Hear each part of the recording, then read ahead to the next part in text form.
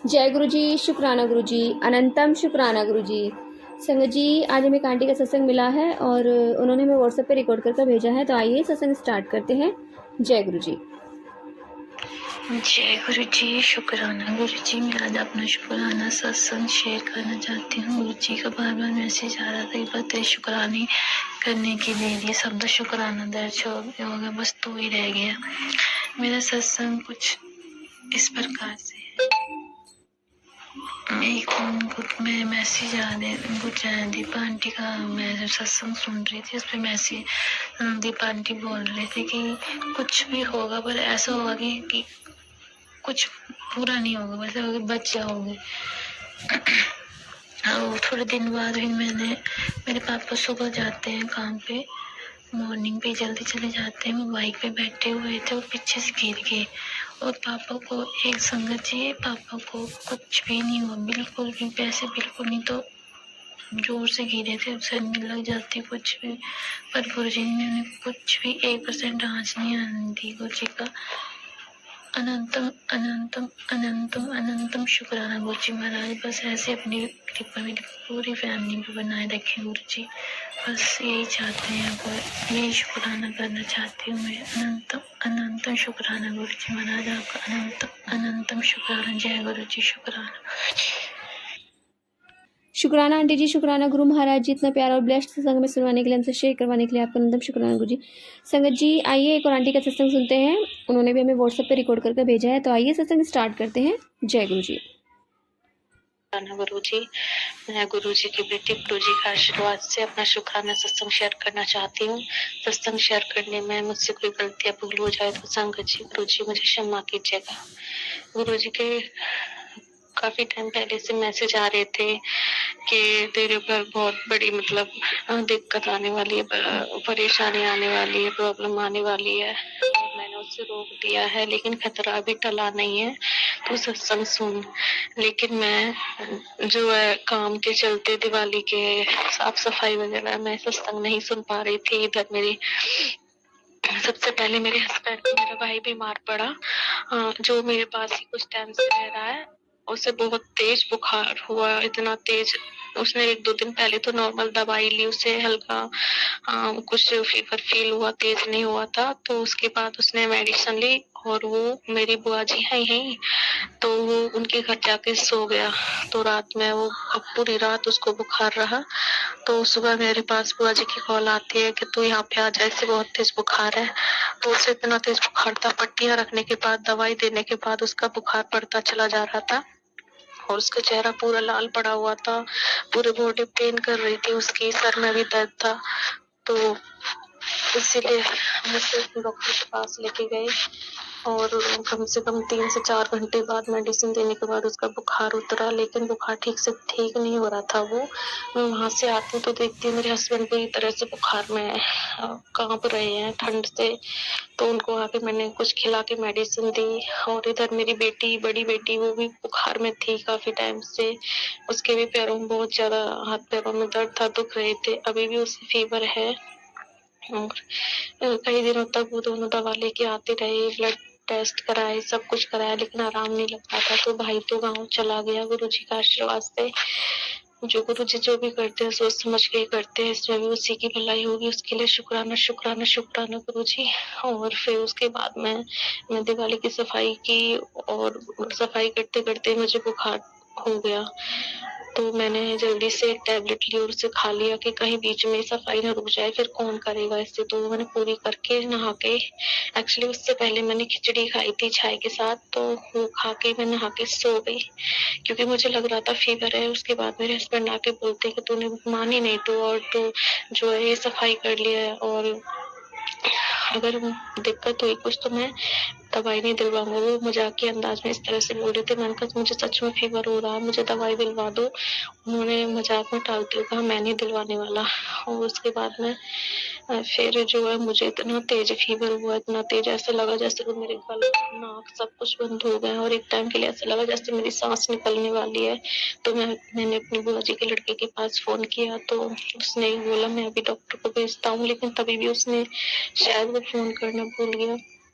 आधा घंटे बाद मैंने फिर से फोन किया और उससे पहले मैं जब बुखार में करा रही थी बुरी तरह से, तो मेरी सासू माँ उस कमरे में कम से कम 10 बार आई फ्रिज के पास, लेकिन उन्होंने एक बार भी ये नहीं पूछा कि क्या हुआ है, क्यों। बस हूँ करके और चली जाती, बार बार आती और चली जाती फ्रिज से कुछ ना कुछ खाने का निकाल के।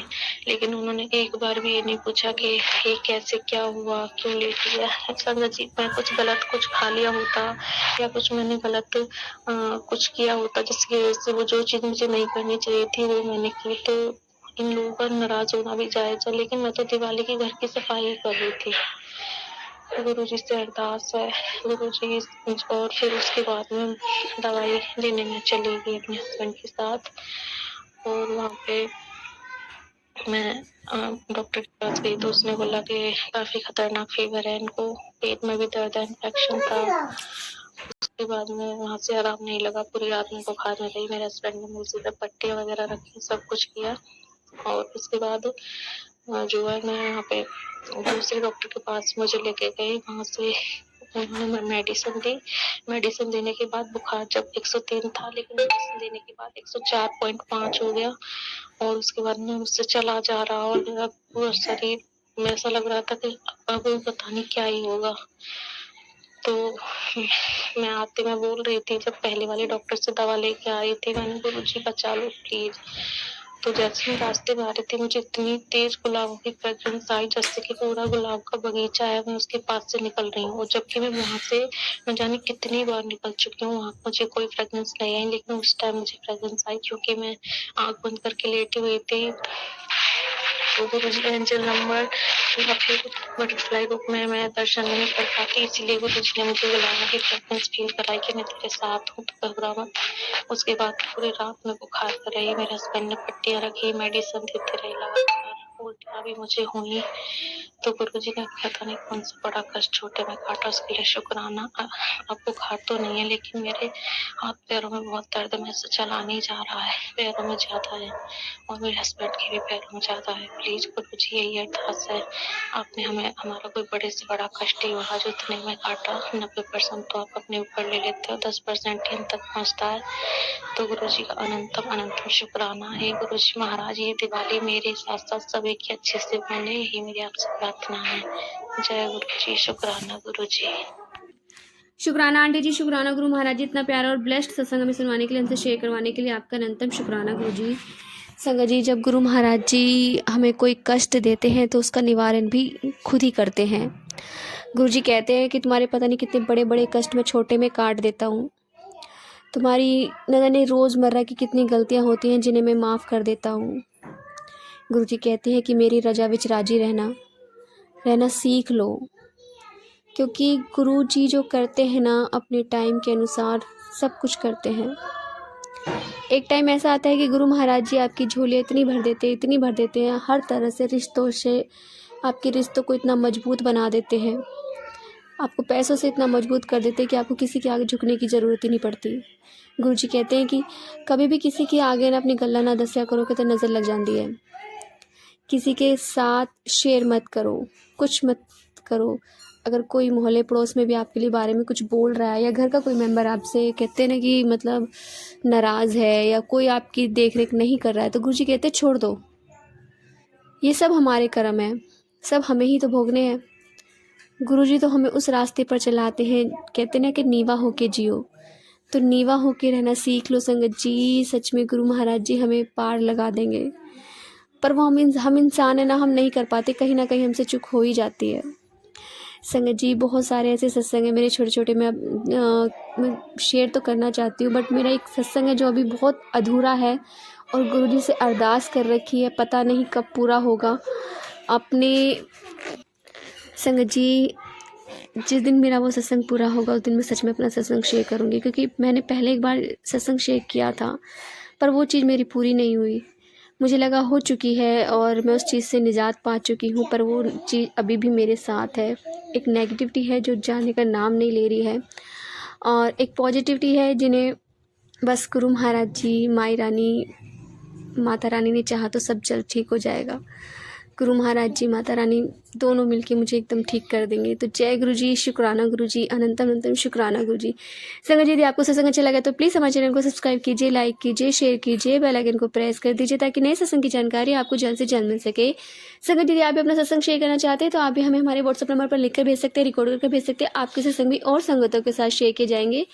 संगत जी, सेवा में गुरु महाराज जी ने बख्शी तो आप भी सेवा का भागीदारी बनिए। आप भी अपने सत्संग में रिकॉर्ड कर भेजिए, लिखकर भेजिए। जय गुरु जी, शुक्राना गुरु जी।